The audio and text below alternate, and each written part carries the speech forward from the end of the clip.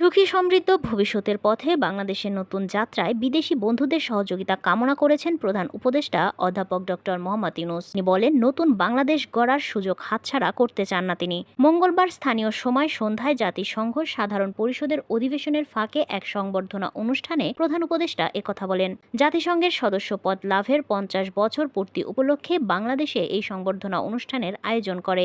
এতে যোগ দেন অংশগ্রহণকারী দেশগুলোর প্রতিনিধিরা। 1974 সালের 17 সেপ্টেম্বর বাংলাদেশ জাতিসংঘের পূর্ণ সদস্যপদ লাভ করে। অনুষ্ঠানে প্রধান উপদেষ্টা বলেন, আমাদের কাজ হচ্ছে দেশটাকে পরিষ্কার ও সংস্কার করা। আমাদের শুরুটা ভালো করতে হবে। এটি বাস্তবায়নে আপনাদের সবার সহায়তা প্রয়োজন। শিক্ষার্থীদের আত্মত্যাগের কথা স্মরণ করে তিনি আরও বলেন, গোটা জাতি আজ ঐক্যবদ্ধ। যারা নতুন বাংলাদেশের স্বপ্ন দেখেছিল, আমরা তাদের হতাশ করতে চাই না।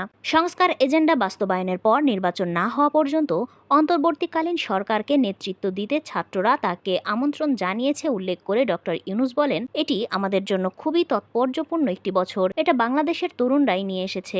সংবর্ধনা আয়োজনে প্রধান উপদেষ্টার সঙ্গে আরও ছিলেন পররাষ্ট্র উপদেষ্টা তৌহিদ হোসেন, জ্বালানি উপদেষ্টা মোহাম্মদ ফজলুল কবির খান, জাতিসংঘে বাংলাদেশের স্থায়ী প্রতিনিধি রাষ্ট্রদূত মোহাম্মদ আব্দুল মুহিত, এসডিজি বিষয়ক মুখ্য সমন্বয়ক লামিয়া মোরশেদ, প্রধান উপদেষ্টার প্রেস সচিব শফিকুল আলম, অতিরিক্ত পররাষ্ট্র সচিব রিয়াজ হামিদুল্লাহ, উপপ্রেস সচিব আবুল কালাম আজাদ মজুমদার ও অপূর্ব জাহাঙ্গীর। এর আগে প্রধান উপদেষ্টা জাতিসংঘ মহাসচিব আন্তোনিও গুতেরেসের আয়োজিত এক সংবর্ধনা অনুষ্ঠানে যোগদানের মাধ্যমে জাতিসংঘ সাধারণ অধিবেশনের কর্মসূচি শুরু করেন। তিনি সংবর্ধনায় বেশ কয়েকজন বিশ্ব নেতার সঙ্গে সাক্ষাৎ করেন। এছাড়াও ডক্টর ইউনূস জাতিসংঘ সাধারণ অধিবেশন উদ্বোধনী অধিবেশনেও যোগদান করেন।